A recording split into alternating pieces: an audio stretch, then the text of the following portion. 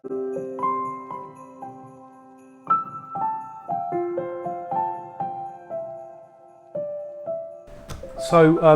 Bernard, welcome to the first KBB Legends interview. So, thank you very much for participating. You're very welcome. I appreciate you doing that. It costs you a lot of money.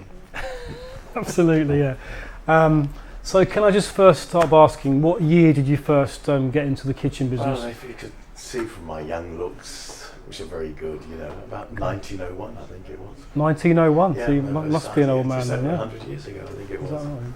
No, I started in kitchens roughly about 30, 35 years ago. 35 years ago. Yes. Are you sure it's only 35 It years? might be a bit more. You were a lot younger then in those days. I think it might be longer actually, yeah. Seem to remember the time I first met you. Right, yeah. Is that something we can perhaps relate to the camera today? You were in short trousers in those days, weren't you? I can remember, yeah.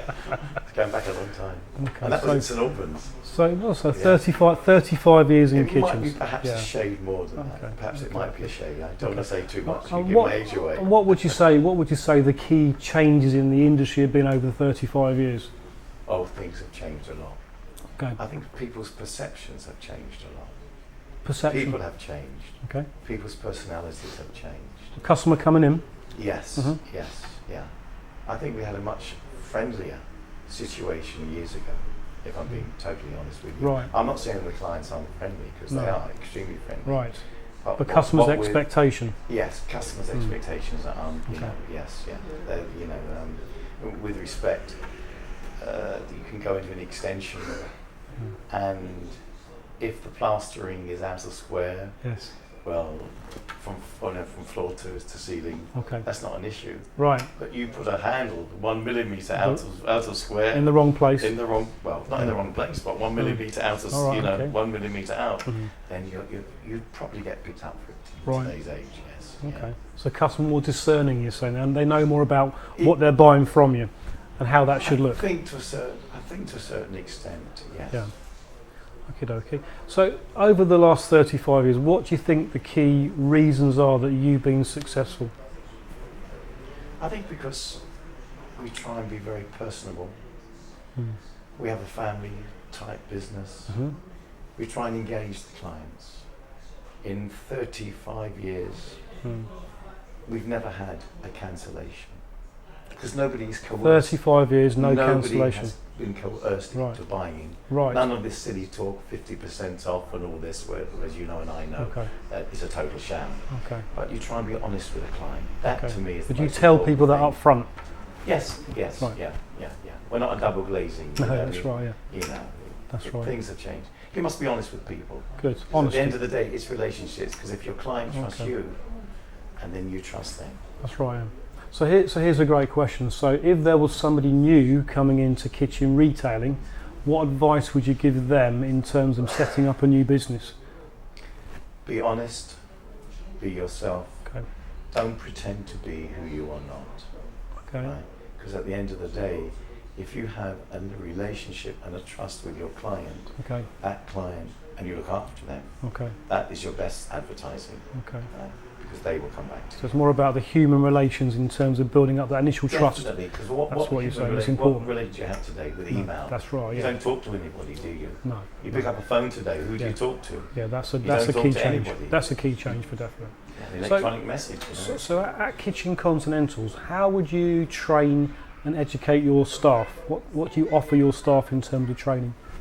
Well, because we major really with the name Continental itself, apart from buying from English manufacturers, as you well know, we buy from Holland, Keller, we buy from Germany, Hacker, and we also buy from Italy as well.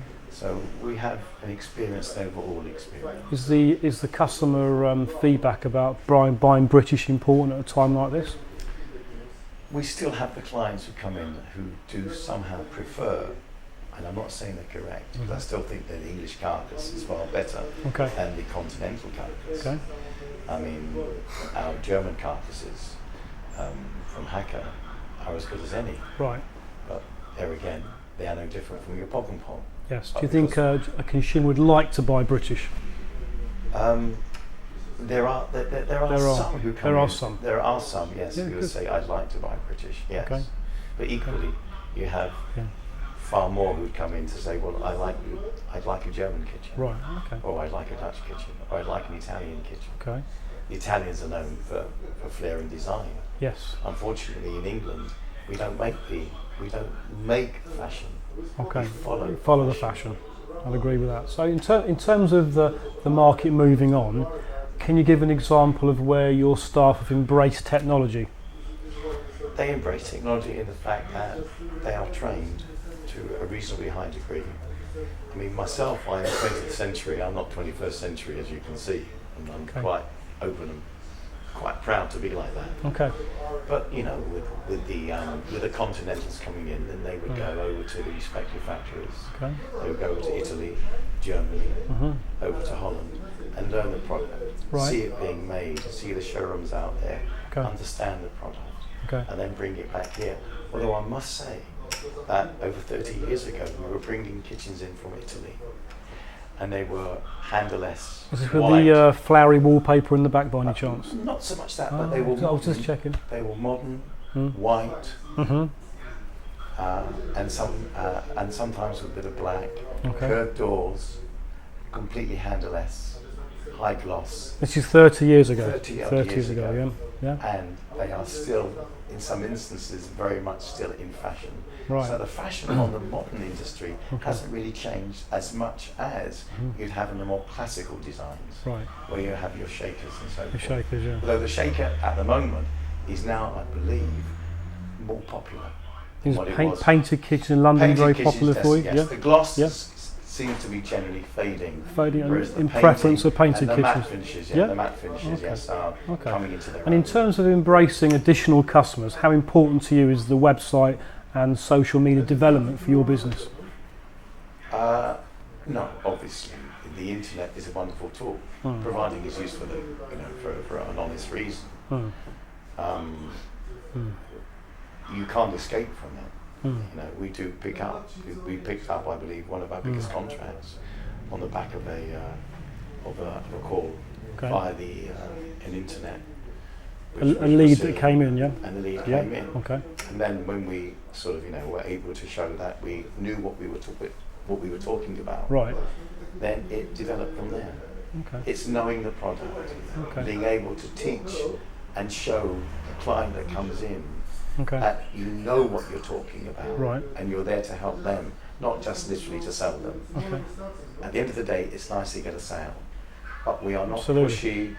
We are not, a direct sell operation. Okay. There is no, the talk of money doesn't even come into it in the beginning. Right. It's to understand, to get the design. Yeah. And once we get the design, you come back to price. And then we come back to price. Absolutely. Yeah. Okay, talking about price and the potential change of fluctuation, how has Brexit affected your business? I think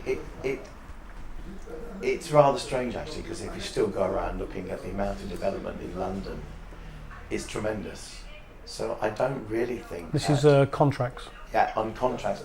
One looks around and you go, how many skips do you see on a road? Right. And you'll know that if you see one skip, well, you might think that perhaps there's a recession on. Two skips, well, then you know that something's happening, and that there is a sense of something happening. Investment. Yes. And if you go around looking in London, you see many skips in a road. So that says something in itself, that there is that area of activity. So if you had a customer say, I'll come back and order from you when Brexit's finished and completed? No. Never had that. Okay, that's interesting. No, we've never had that. What Brexit has done, it's created, obviously, for some people, an air of uncertainty. Okay. I mean, from our point of view, what's going to happen to us? Because we are somewhat international orientated. Kitchen Continental. Yes, as the name. Absolutely, yeah. But quite frankly, we don't appear to have had a problem from it. Maybe London is the reason why. I think London, yes, London perhaps because of its vastness, is perhaps different from the rest of the country, and perhaps we are blessed being in London. Okay. And then finally, the last question for you today, Bernard. Can you relay a very funny story in the industry that you've remembered from days gone by? Yeah, some years ago, because some kitchens Continental we don't install, but there was an Irish, there was an Irish installer who was subcontracted by the client, and I think he was drinking on the job. Was he? Yeah, and he said he was a gas fitter, and the strange thing is that he put the gas pipe on, and water came pouring out of the hob. No, yes, the hob. The hob, yes. So I think the drink, unfortunately, had its tell. Yes. Good grief, that isn't good, is it? No. That is not. And what was the customer's name? Do you remember the customer's name? I don't, because unfortunately they weren't there. But that was one funny instance, finding a load of water coming out of a gas hob. Okay. But that's one of the funny instances, Thank God nothing happened now, Perfect. You got sorted out in the end. Okie dokie. So I just want to say thank you very much for attending this conversation stroke interview today for Industry Legends. You are the first one, so thank you very much, and hope you're very successful for years to follow. Thank you very much. Okay. Thank you. Okay.